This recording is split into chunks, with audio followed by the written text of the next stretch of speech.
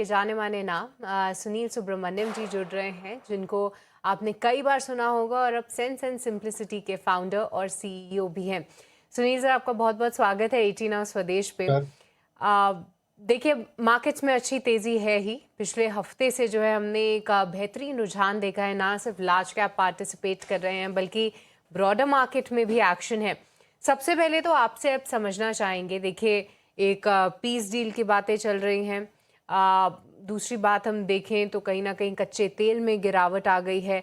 बड़े इवेंट्स, रिलायंस की AGM, fade, ये सब कुछ जो है हो चुका है। पर एक इवेंट ज़रूर है, इंडिया यूएस की ट्रेड डील, जिस पर हमारी नज़रें हैं।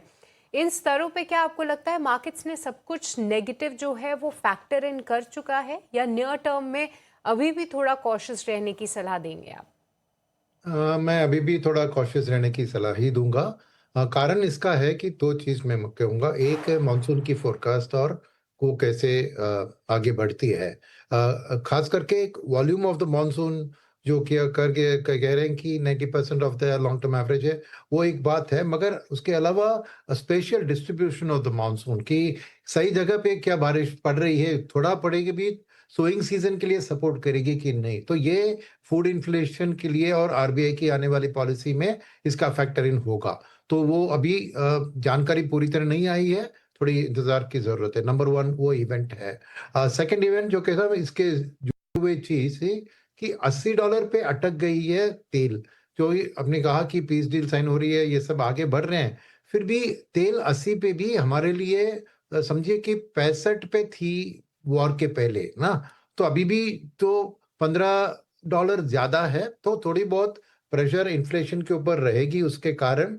और मेरा मानना है कि आरबीआई को भी ये भी ध्यान देना चाहिए। तो फूड इन्फ्लेशन और इंपोर्टेड ऑयल इन्फ्लेशन दोनों कंप्लीटली हट नहीं गए as risk to the market. फिर और एक चीज जो आगे आती है कि ये जुलाई 10 से, जो अभी बहुत दूर नहीं है, अपना नया अर्निंग सीजन की शुरुआत होगी। और सबको पता है कि पिछले अर्निंग सीजन तो ताबड़तोड़ थी, क्योंकि जो तेल का इम्पैक्ट, क्रूड ऑयल के प्राइसेस के इम्पैक्ट दिखा नहीं था उतना, क्योंकि जो स्टॉक्स कंपनीज के पास थे क्रूड रिलेटेड रॉ मटेरियल्स के, वो जिन्होंने जनवरी फरवरी में खरीदा उसका मार्च में उन्होंने इस्तेमाल किया, तो मार्जिन के ऊपर इम्पैक्ट वो नहीं दिखा। और इस Q1 रिजल्ट में, क्योंकि जो मार्च में उन्होंने रॉ मटेरियल खरीदा, अप्रैल में खरीदा, मई में खरीदा, ये 3 महीने का पूरा असर आपको रिजल्ट में दिखेगा। तो Q1 की रिजल्ट में उम्मीदें कम हैं। मार्केट ने ऑफकोर्स कंसेंसस में इस उम्मीद को कम किया है, बट फिर भी मानना है कि एक बड़ी ड्रॉप होगी अर्निंग्स में।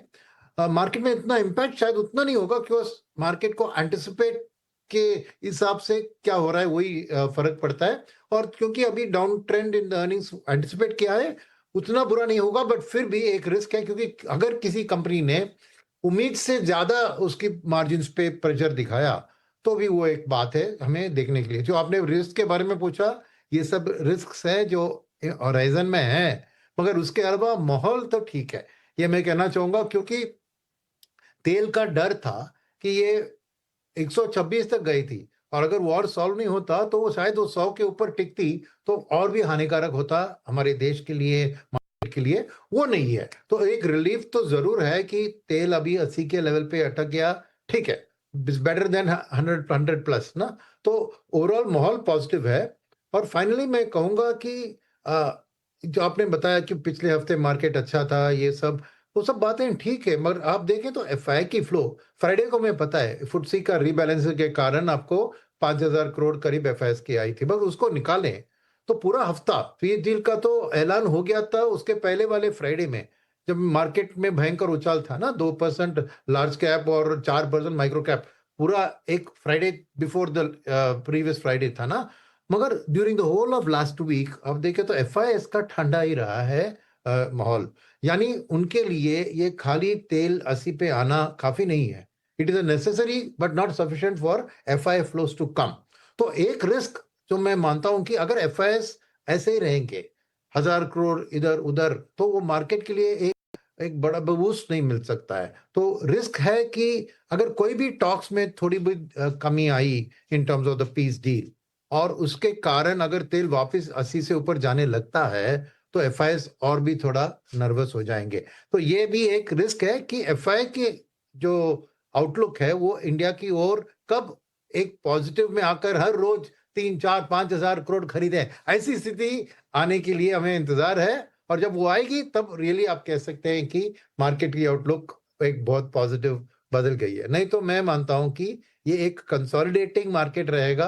डोमेस्टिक लिक्विडिटी तो स्ट्रांग है, मजबूत है और गिरावट से बचाएगा डेफिनेटली मार्केट को, मगर ज्यादा उम्मीद नहीं रखनी चाहिए कि बहुत तेजी से आगे बढ़ सकता है, क्योंकि इसके लिए जो मैंने रिस्क पॉइंट आउट किया उन सबको हमें टैकल करना है।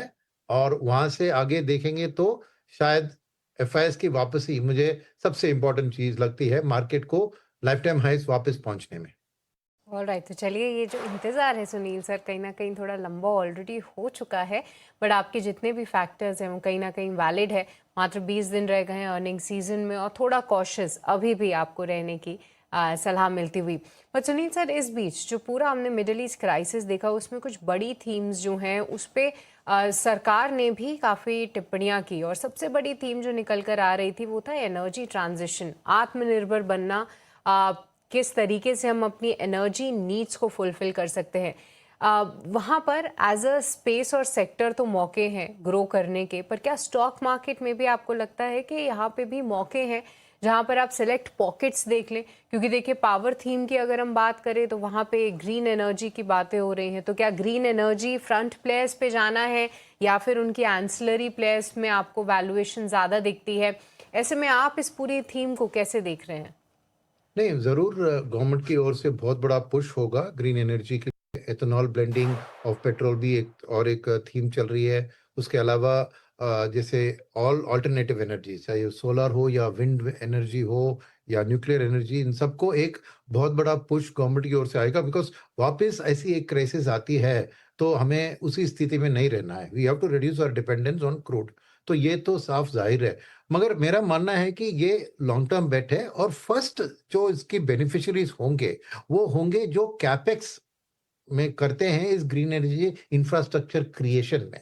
क्योंकि स्टेप वन है कि आपको इंफ्रास्ट्रक्चर क्रिएट करना है ग्रीन के लिए, उसके बाद ग्रीन का इस्तेमाल आके उन कंपनियों का आगे बढ़त देखेंगे। तो मेरा फोकस होगा कि जहां जहां पे ग्रीन एनर्जी का कैपेक्स फुलफिल कौन से कंपनी कर रहे हैं, कैपिटल गुड सप्लायर से लेकर क्या उधर स्पेशलिटी है, उनके ऊपर मैं ध्यान इनिशियली वही होगा। बिकॉज थ्रस्ट तो डेफिनेट है, मगर build the capacity first would be the theme that मैं पहले ट्रैक करूंगा। उसके बाद जैसे आगे बढ़ती है हम देखेंगे कि इसके स्पिलओवर बेनिफिट्स बहुत है। जैसे ईवीज इन कार भी एक तरफ अल्टरनेटिव एनर्जी की बात है, तो कौन सी कंपनियां उसको ईवी को अडॉप्ट करके उधर मार्केट शेयर बढ़ाती है, ये भी देखने की बात है। और जैसे पावर के बारे में आपने कहा, कौन ग्रीन एनर्जी में अपना शिफ्ट बहुत तेजी से करता है। और इन ग्रीन ग्रीन की बातों में एक भूलना नहीं चाहिए कि एक और जो इंडिया के लिए उपाय है वो ग्रीन नहीं है, शायद और भी क्या करें पोल्यूटिंग है, वो है कोल। मगर इस वक्त में हमें कोल को भूलना नहीं चाहिए, क्योंकि है हमारे पास कोल के रिजर्व्स इंडिया के पास। और एनवायरमेंटल कंसर्न्स तो है एक तरफ, मगर कोल के पीछे भी बहुत बड़ा एक एक्सप्लॉइट करके उसको यूज करना है, बिकॉज देश अल्टीमेटली इंपॉर्टेंट है। और हमें अगर क्रूड का दाम 80 पे भी भारी पड़ रहा है ना, तो कोल को सब्स्टिट्यूट करना भी एक रास्ता है। इसलिए पावर सेक्टर में आपने बात किया कि एक तरफ ग्रीन है, एक तरफ कोल पे भी मेरा फोकस होगा। ऑलराइट, कोल पे भी फोकस होगा, पर अब सुनील साहब, क्योंकि आपने इस जगह को पकड़ा है, तो कोल गैसिफिकेशन एक थीम ज़रूर बनती दिख रही है। कई सारे मार्केट पार्टिसिपेंट्स अब इसकी बात कर रहे हैं। रिलायंस की एजीएम में भी हमने इसका जिक्र होते हुए देखा।